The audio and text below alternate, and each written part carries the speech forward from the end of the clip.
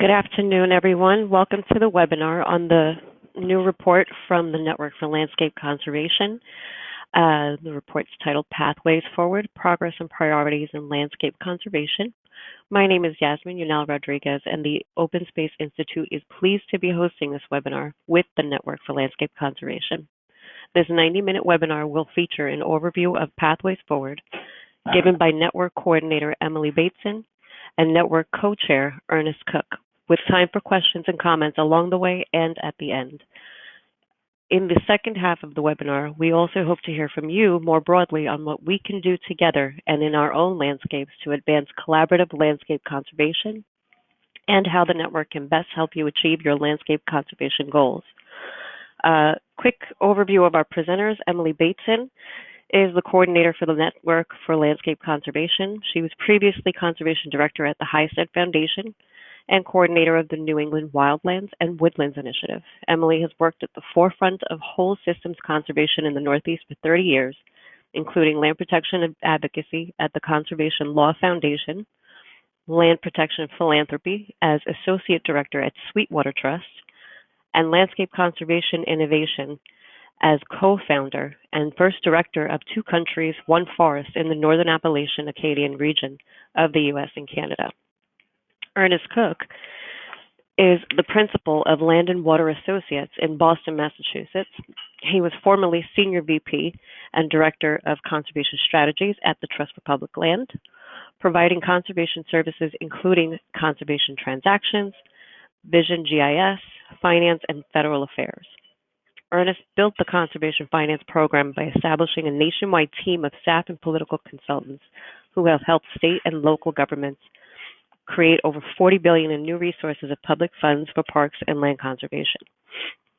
Ernest also formed a TPL Conservation Economics Unit and led the creation of large-scale national databases that allow for greater accountability and effectiveness of park and conservation programs for both public and private conservation partners. During this webinar, you may notice that we have handouts available for you all, and one of those handouts is actually about our speakers, Emily and Ernest, and their email addresses are on that bio sheet. And there is also a handout of the Pathways Forward report as well that you can download from the GoToWebinar. Before we turn it over any further, I want to go quickly through some webinar logistics.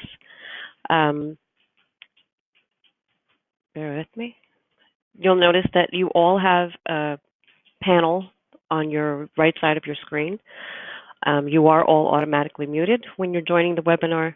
That helps our speakers to stay focused and on track with the presentation, as well as not be distracted by any outside noises.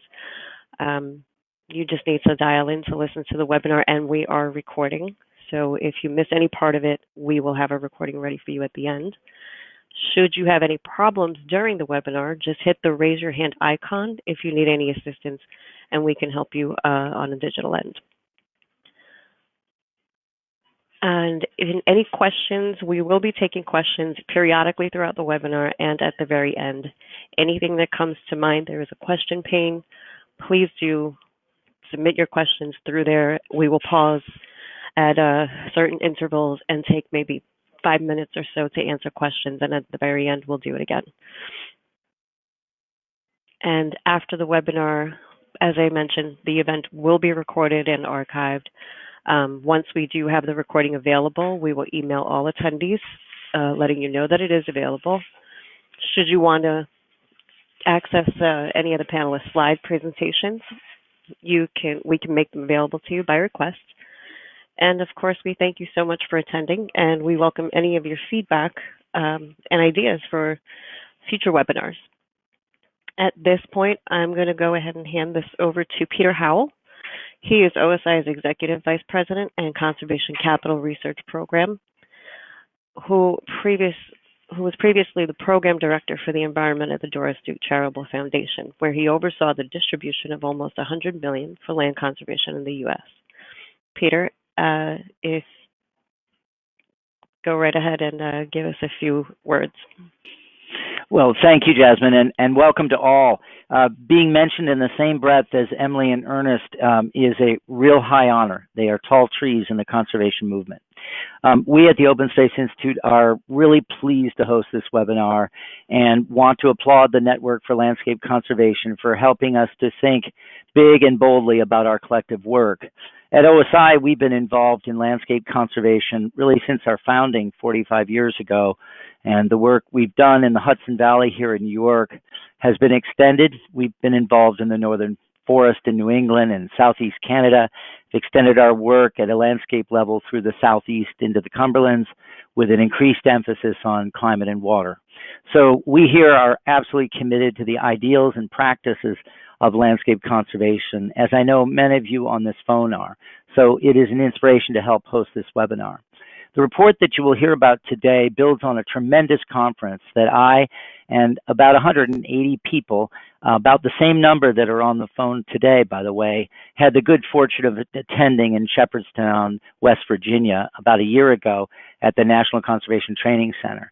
It was truly a game-changing event, and I was struck by the extraordinary energy and passion and diverse perspectives at the session. It was a special moment. A unique one in my conservation career. One of the great things the network did was to record many of the presentations. Listen to them if you haven't already. And I encourage you to listen in particular to a keynote by Sasha Spector at the Duke Foundation. It was a real tour de force.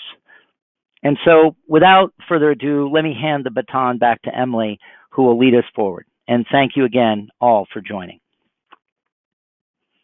Well, thank you very much, Peter, and thank you to OSI, an organization that's a true leader in the field, and also a leader in our network. Jennifer Melville is part of our leadership team, and we appreciate all that you do. And thank you all for joining us today. I'm going to start with some background on the network and the landscape scale conservation approach, and then with Ernest Cook, introduce you to the Pathways Forward report. The network formed in 2011 to help catalyze the growing field of collaborative landscape conservation. We help connect practitioners to the best resources, tools, and to each other so that we continue to learn from each other and innovate in the field. Our 30-person leadership team has representatives from the nonprofit, academic, private landowner, tribal, and agency communities. We have more than 100 organizational partners and 2,000 involved practitioners, and a number of resources and initiatives focused on helping advance the pace, scale, and success of landscape conservation. So in short, we aim to work with all of you and be a hub of activity to advance the practice. But why a network? Because we are in a truly transformative moment in land conservation. Creating America's national park system was a significant milestone in land conservation history, as was the growth of the land trust movement starting in the early 1980s. And today, we're in a new transformative era as we increasingly embrace community-grounded and science-informed conservation at the landscape scale. This is sweeping across the country, continent, and globe, and represents our best chance to sustain the natural and cultural landscapes that sustain us. So working at the landscape scale is becoming the operative unit of conservation, and collaboration is the operative means to make it happen. It's a really exciting time. And this approach is simply exploding in growth. In 2017, the network conducted a survey of landscape conservation initiatives to take the pulse of the growing field. 132 of you responded, and we discovered that 90% of those had been founded since 1990, and a notable 45% since 2010. This survey report is available on our website, and I think you'll find it of value as you go out to your constituents and to your funders. So why are we seeing this shift? It's basically an approach that represents a fundamental shift in geographic scale. I know I don't need to tell this crowd that today we know we need to conserve at the scale nature functions. So climate resilience, water quality, fire regimes, migratory corridors, and more. The stakes are high with escalating habitat loss and climate change. This means moving beyond just protected areas or random acts of conservation. It means protecting and connecting across the entire private-public land continuum. It's also a massive shift in perspective. Nature versus people was a false dichotomy. Wildlands, farmlands, timberlands, tribal lands, cultural heritage lands, rural communities, urban areas, etc., are all part of a fully integrated whole, a landscape. So we're moving from nature versus people to nature with people, integrated across the landscape with other important societal values, including vibrant local economies, public health, cultural heritage, climate resilience, recreation, and more. And finally, it's a shift in process. We're replacing top-down, parachute-in approaches, and it's more today about people working together, collaboratively, horizontally, to protect and connect the landscapes from our cities to our wildest places, working to sustain the landscapes that we all call home. So as Peter most eloquently described, we held the National Forum on Landscape Conservation last November. This was in part a follow-up to a 2014 conference you may have attended called the National Workshop on Large Landscape Conservation in Washington, D.C., which brought together more than 650 practitioners. This gathering was deliberately smaller so that we could really strategically focus on ongoing challenges, opportunities, lessons learned, and collectively strategize on pathways forward. So the forum report, Pathways Forward, works to capture those many insights and innovations shared by 200 of you and to understand and reflect the evolving practice of landscape conservation. We asked in particular two central questions. What is the current state of landscape conservation? And what can we do together and in our own landscapes to shape the practice going forward? The report captures best practices, on-the-ground examples, and action-oriented advice in 5 major themes or chapters: collaboration, communications and engagement, science, funding and finance, and policy. And each chapter ends with 5-year benchmarks intended as a call to action for all of us going forward. In Chapter 1, we cover the central role of collaboration, which emerged as perhaps the fundamental theme of the forum, emphasized from nonprofit organizations to agency leaders. As the director of the Tahoe Regional Planning Agency noted, today, us versus them is the prevailing culture nationally. Truthfully, we had to blow up that kind of thinking. To be where we are today, we made a 180-degree change. We made partnership our bedrock concepts. A few key points from the chapter. First, collaboration is built on trust and respect. It takes time and effort to build and must be continually attended to and maintained. As one speaker noted, you just can't go in with the answer. You can't go in with all the information, the coolest maps, and all the things that drive the decision-making that we do. You have to find out what the community cares about and build from there.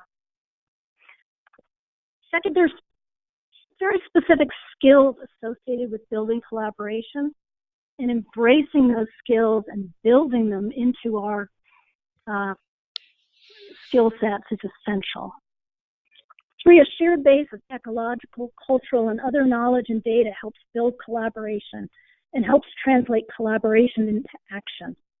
The report includes a chart outlining a number of common steps to collaborative conservation success. 4th, collaboration requires dedicated time and effort. A common theme from both the literature and practitioners is that it is essential to have a backbone organization that invests in and sustains the collaborative process. And 5, all agree that building these partnerships builds enduring social capital on the ground that can be harnessed for years and decades going forward. In closing on this chapter, I just want to pause and reflect on the topic of backbone support, which came up over and over again and dates back at least to a 2011 article cited here, where they concluded creating and managing collective impact requires a separate organization and staff with a very specific set of skills to serve as the backbone for the entire initiative. Coordination takes time, and none of the participating organizations has any to spare. The expectation that collaboration can occur without a supporting infrastructure is one of the most frequent reasons why it fails. This is a central point as you build a partnership, and it's a key point for funders who may be more used to funding bucks and acres conservation. So moving on to chapter 2, the very related topic of communications and engagement. Conservation is undergoing a fundamental transformation as it expands to the holistic landscape scale. And as this practice evolves, the traditional tools to advance it need an ambitious reimagining as well. A couple of key points. First, the importance of listening is key. It's not about creating and sharing a single top-down story for the future. It's about listening to capture and amplify the diversity of stories and the perspectives already there, and to build a shared future trajectory. As Chanel Smith from the Trust for Public Land noted, it's really important to listen. Sometimes we as practitioners come to the room, we think we have all the answers, but if you just listen to the people who are in the community, they will tell you exactly what they need and what they want and how you can help advance their own goals. Second, it's important to harness the power of storytelling. Stories are an age-old and effective form of communication. The connections that emerge through stories and storytelling are particularly relevant at the landscape scale, where we have many different stakeholders and multiple issues. Stories help connect people to each other and help build understanding across different points of view, building a shared sense of place. Two, it helps connect people to the land. We are less and less connected to the land with each passing generation. And the stories remind us or educate us on the land's many ecosystem services, cultural, and other societal values. And finally, stories build a collective body of knowledge that serves as the basis for shared vision and then collective action. I'm going to stop there so that we can take a few questions before moving into chapter 3. Yes. If anybody has any questions at all, definitely do feel free to put them right into that question pane. At this time, Emily, there is nothing there so far. So if you want to go ahead and continue, we can certainly do that and take questions at the next break. Wonderful. Thank you. In chapter 3, we cover the advances in science-based conservation planning. And this was the topic of Sasha Spector's keynote address that Peter recommended earlier, and all of our presentations are on our website for you to peruse. Forum speakers were in strong agreement that, as Mark Anderson from the Nature Conservancy said, scientific information in the landscape conservation arena is exploding. We have more information than we've ever had, and we are starting to solve problems we could not have solved even 5 years ago. These advances in science and technology are especially exciting and relevant for landscape conservation work that stretches across boundaries, scales, sectors, and societal values. A few key points from this chapter. First, this explosion of high-resolution data allows us to work across scales, thinking and planning regionally or even nationally, but with fine enough detail, high enough resolution that we can bring it right down to the specific site level and specific actions on the ground. This has been a huge challenge for working at multiple scales until now. Second, we can now increasingly recognize the dynamic nature of landscapes and manage for function and change. The work of the Nature Conservancy and Resilient Landscapes, pictured in the top map, is certainly one key example. And third, increasingly sophisticated data and tools are enabling us to consider and plan across multiple values, focusing on the many societal values on the landscape. So protecting farms that are climate resilient, but also mapping and protecting the farms of greatest soil productivity and economic value, as the American Farmland Trust has recently done. And 5, we have new insight and science that are underscoring the essential aspect of landscapes in mitigation and adaptation to climate change. And I want to pause on that last point for a moment, because as keynote speaker Sasha Spector said, the climate agenda is the landscape conservation agenda. A recent report cited here concluded that cost-effective land stewardship and conservation approaches can mitigate 11.3 billion tons of carbon dioxide pollution a year. This is 30% more than was previously been estimated. So this is hugely important information to share with policymakers and funders. There's a tremendous amount of material in the science chapter. We don't have time to cover it all today, but I will pause for a minute to answer, or let's say attempt to answer, any questions you may have on this chapter. Thanks so much, Emily.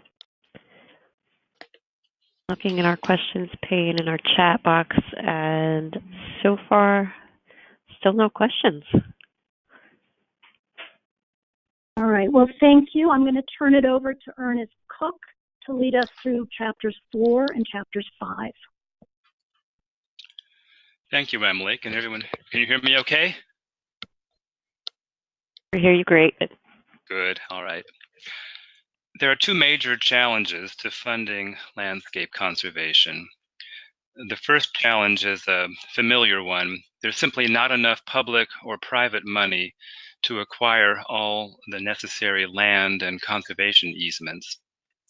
The other challenge is finding the critical funding for the collaborative process itself, the operating funds that that glues us together. But there are promising advances in both these areas. First, we have more and more quantifiable examples of the ecosystem services that our landscapes provide, that they are worth investment for very tangible reasons.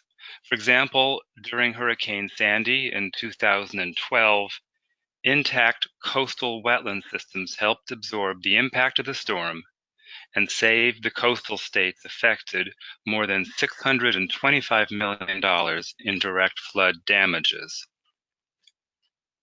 Other studies are documenting the tangible public health benefits of living near conservation land and the cost-effective use of land to provide clean water and avoid disease instead of more costly technology.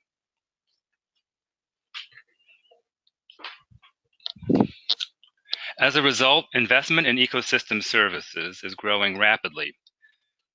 The Forum report outlines a number of examples, including the growth of green bonds, water-focused markets, climate markets, and coastal land and hazard mitigation funding and incentives.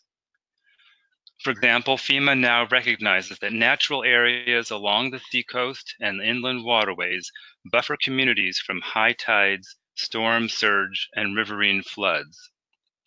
By protecting those buffers, the community can save property owners a very significant amount of money by reducing their costs of federal flood insurance. Land conservation is now credited in the community rating system that FEMA uses to set flood insurance rates.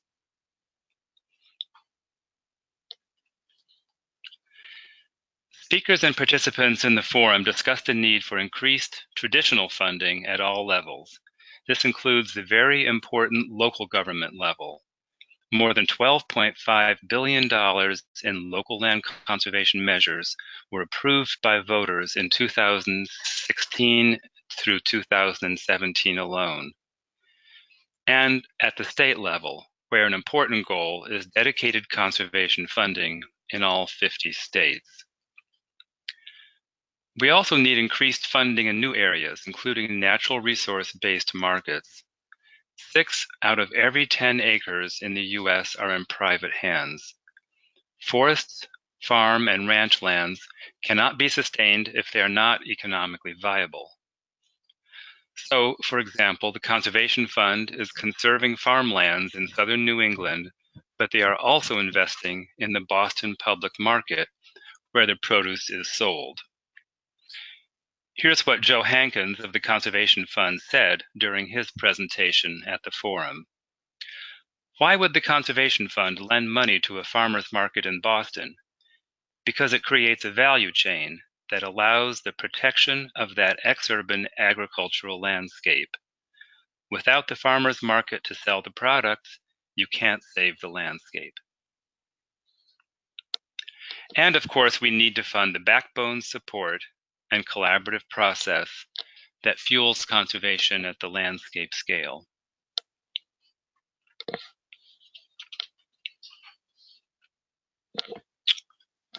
Switching now to the policy chapter of the forum report.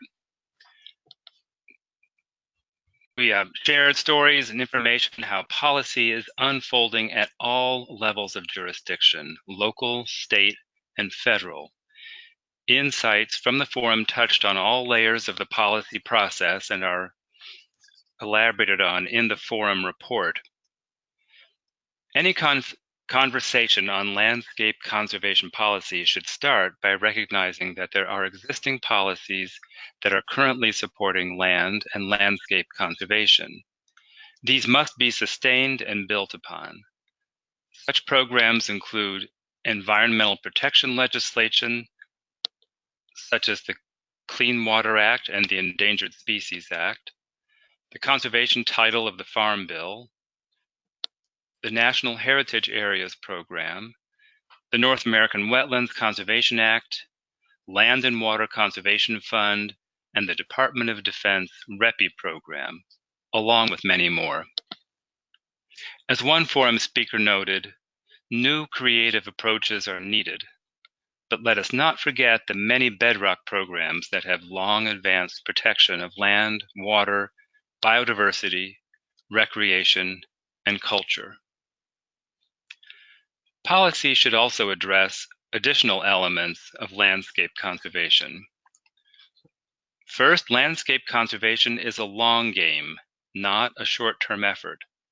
Predictable and flexible funding is needed to allow for the creative and long-term planning and action needed to achieve conservation at the landscape scale.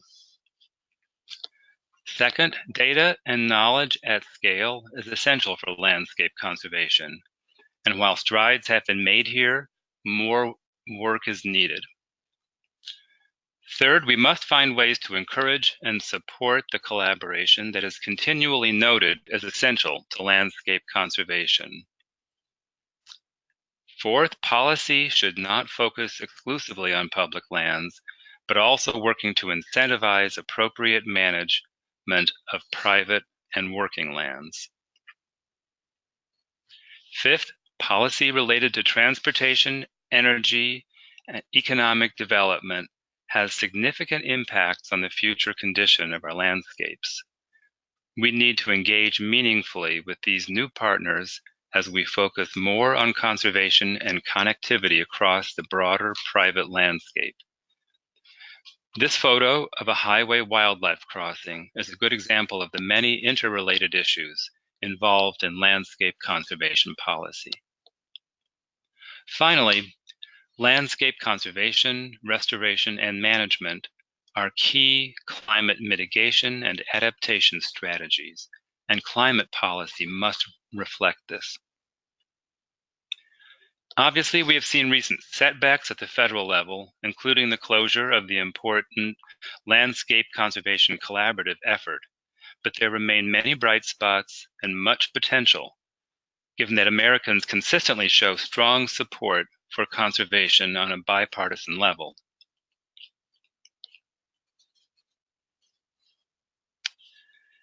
That ends our overview of the Pathways Forward report, except for one final and very important point. People at the forum talked again and again about how coming together around their land, building a shared sense of place, was building social capital on the landscape. And this social capital will endure through the generations and foster increasing community-based and landscape-scale success. In a world that is becoming increasingly fractured, land brings us literally together. This work has incredible potential to conserve the irreplaceable cultural and natural landscape that sustains us all, but also to build a more civil society. As I look at the incredible progress of landscape scale conservation to date and the potential that this transformative conservation approach has, I am filled with tremendous hope and optimism for the future. And this is due to the remarkable work that all of you are doing in the field. I know I speak for everyone in the Landscape Conservation Network in saying thank you, and that we look forward to working with you in the months and years to come to achieve the benchmarks of the report and conserve the landscapes we all call home. Thank you.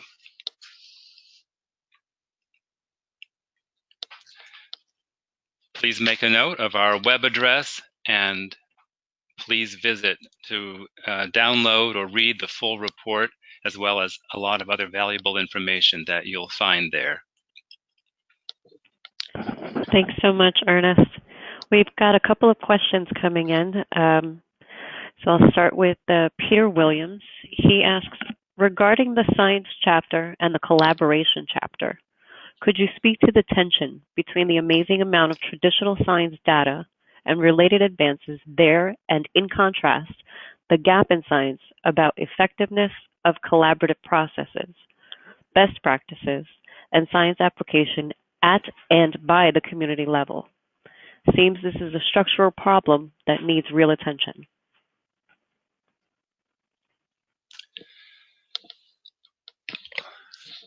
Well, I've just been... Thanks. No, go ahead, Emily. Thank you, Peter, who's also part of our leadership team. And it's a wonderful observation and question. There is a small amount of focus in the report, not enough, about using community-based knowledge, using traditional ecological knowledge at the community and tribal levels, and weaving in what people inherently know about the places they call home, and balancing that with the facts and figures and GIS mapping that the larger groups bring to the table. Emily, I'll add that I just am in the middle of reading a very interesting doctoral thesis from a graduate student in North Carolina who studied the North Carolina Sentinel landscape designated by the Department of Defense, and I thought did a very interesting job of analyzing and quantifying the elements of the collaboration that were most successful. So I think some of the GIS data is sort of a little bit more readily, I don't know, clear. It seems objective that we can document this piece of information, that piece of information, and I agree that figuring out how to describe, evaluate, and classify and measure the collaborative process is inherently very challenging. I think there are some models for how that has been done and can be done better. Thank you both. Our next question is from Harold Draper. For increased recognition, have we considered United Nations programs such as the Biosphere Reserve Program, which emphasizes man and interaction with natural environment in specific areas? The Mexican Monarch Butterfly Reserve is a biosphere reserve. Also, there is a Global Geoparks program and other sustainable development programs.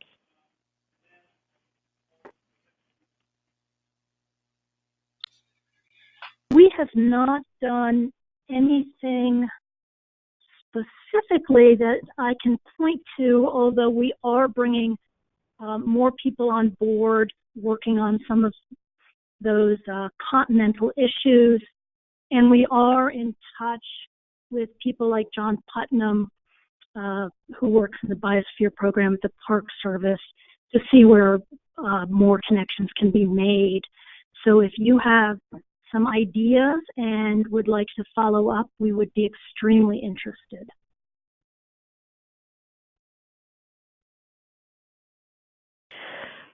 And we've got a last question in from Addie Thornton. Is there a plan to have another national forum?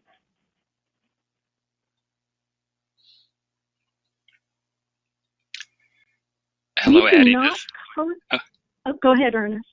I'll just say hello, Addie. Nice to hear from you. So we don't have a specific plan, but I imagine before too long we will begin feeling that the need for another forum is becoming clear, especially as more advances in the field are made, and we need to showcase those. So I don't know, Emily, I don't think we have discussed this with the coordinating committee, but I imagine it will need to happen again.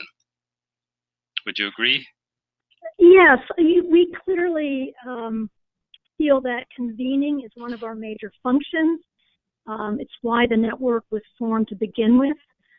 Everyone was starting or moving into collaborative landscape conservation, but not necessarily talking to each other. And there was too much reinventing of the proverbial wheel. So we do consider it a highly important service that we can help provide, so that we can all learn from each other. We would be very interested to hear from all of you, if you want to follow up by email, whether you think we should have a forum, whether it should be different in nature, and also what else you would like to see from the network. We are here to serve all of you, and whether you need synthesized materials, convening, or other, we would like to hear. Thank you. Addie says, hi, Ernest. Thank you. And we have from Jürgen Hoth. I realize you had participants from Canada, the US, and Mexico. Is there a directory of participants that could be shared? Since 2012, I am coordinating a 250,000 landscape level project next to Mexico City, the water forest, and would love to develop synergies with Canadian and US colleagues.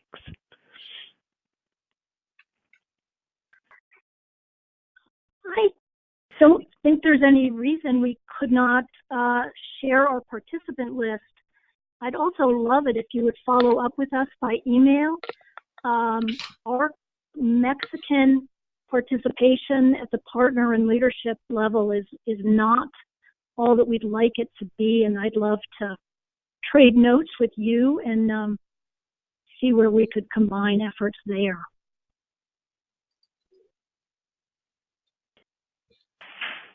Thank you. We've got a couple more coming in. Just bear with me while I get to them. Lee Goldberg asks, backbone support is highlighted as essential. However, that term is borrowed from a specific framework called collective impact that is perceived by many as being a more top-down approach to collaboration compared to other approaches. 1, do we need to develop a shared vocabulary within our sector for describing this essential role? And 2, will we have more success in cultivating funding avenues for this essential role if we have a shared vocabulary?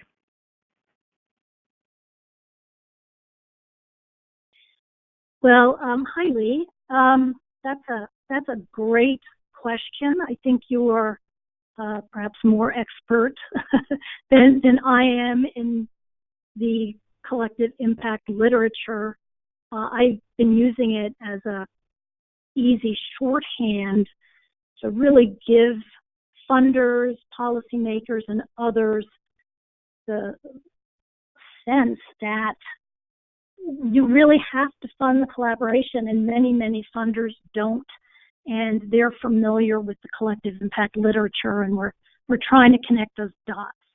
So I guess I've always felt it does more good than harm, but I'd love to have a follow-up conversation with you on that.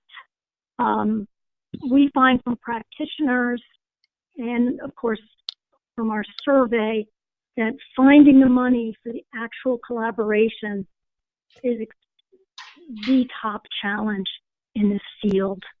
There are funders who just say, I don't want to fund a bunch of meetings. And so to paint the picture that the collaborative process is actually the engine fueling conservation success today is critically important. And I don't know what we'd lose by coming up with new vocabulary, but I'd love to talk with you further about that.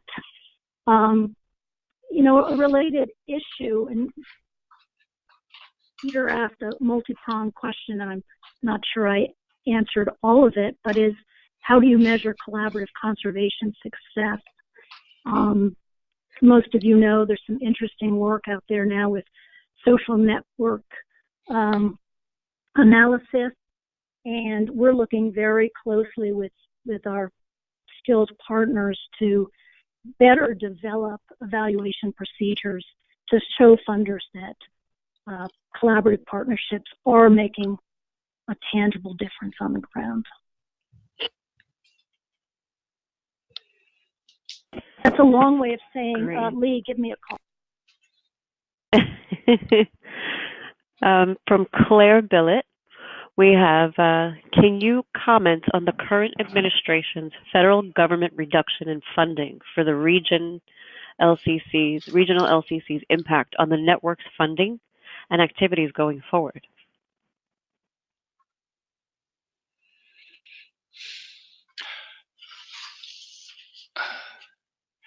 The impact on the Network for Landscape Conservation's funding, I'm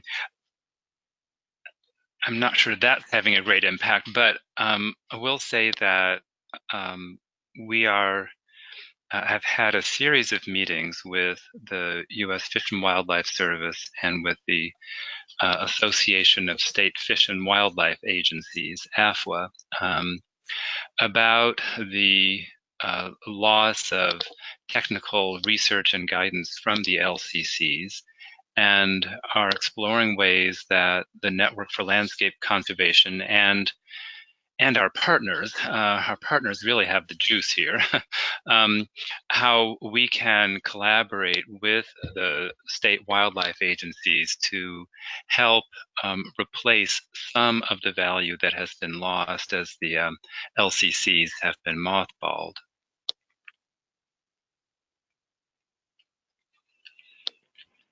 Thanks so much, Ernest.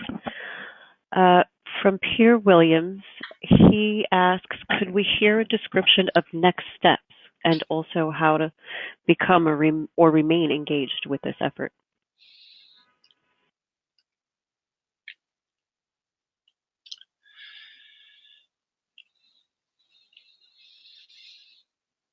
Well, at present, we are doing a lot of outreach to practitioners, and this webinar is part of that.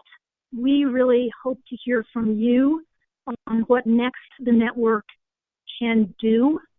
And we encourage everyone to look at the benchmarks and think about, one, if you agree with them, and two, what your role might be in advancing progress in those areas. As we wrote the report, they were originally set out as recommendations, and that sounded a bit top-down, and, who were we telling to do what? So we set them out instead as desired future conditions. Here's where we would like the field to be in 5 years, and we are very much hoping that this report will generate further discussion, collaboration, and innovative ways to work more together to advance the field in those areas. And I feel like already in this discussion, we've made, 5 or 6 or 7 great new connections that we'll follow up with.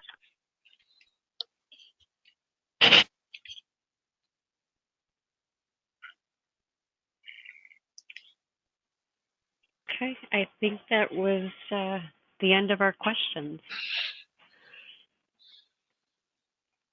All right, let me emphasize again, please do visit our website, join us as a partner, and communicate actively with us about where you believe an organization like our network can be helpful in fostering more and better landscape conservation. I also encourage you, if you have not, to sign up for the bi-monthly bulletin. It's an aggregation of news in the field so that we can continue to learn from each other. It's a great place to post your own news.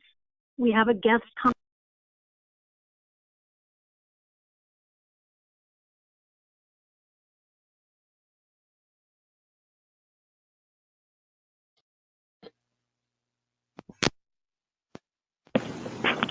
Emily? Hi, was I cut off? Yes, we kind of lost you there for a moment. All right. Well, I think the germane point is please use the bulletin to learn about other efforts, to post your own news, and submit guest columns to inspire us all. Thank you, everyone, so much for joining the webinar today. Again, if you have questions, you can continue to go ahead and place them into that question pane. Emily's email address is right there on the screen for you on our last slide, emily@largelandscapes.org. And if at any point you need to get in touch with her for any other follow-ups, please do so. Thanks again. Have a wonderful week.